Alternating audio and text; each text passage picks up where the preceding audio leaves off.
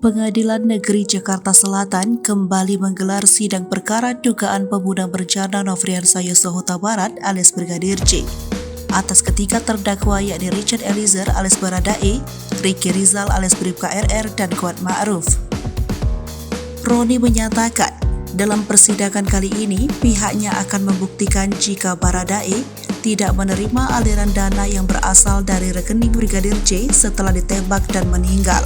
Selain itu, membuktikan soal aliran dana, kata Roni, juga bakal menggali keterangan kepada asisten rumah tangga dan sopir ambulan yang membawa jenazah Brigadir J saat insiden penembakan.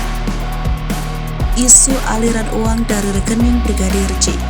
Sementara dari informasi yang dihimpun, total jaksa penuntut umum dijadwalkan bakal menghadiri sebanyak 12 saksi untuk diperiksa dalam persidangan untuk ketiga terdakwa.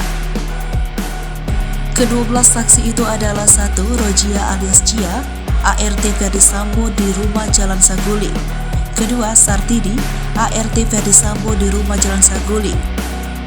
Ketiga, saksi Anita Amalia Dwi Agustine, Customer Service Layanan Luar Negeri Bank BNI Cabang Cibinong. Keempat, saksi Bimantara Jayadi Putro, Provider PT Telekomunikasi Seluler, Bagian Official Security and Tech Complaint Support. Kelima, saksi Victor Kamang, Legal Konsul pada Provider PT XL Axiata. Lalu 6, saksi Chong Chu Fong, Biro Jasa CCTV. Ketujuh, saksi Raditya Adiyasa, freelance di Biro Paminal.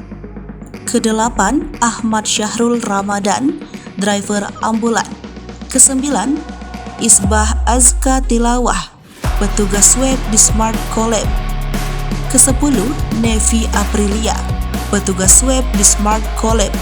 Kesebelas, Novianto Rifai, staf pribadi Ferdi Sambo.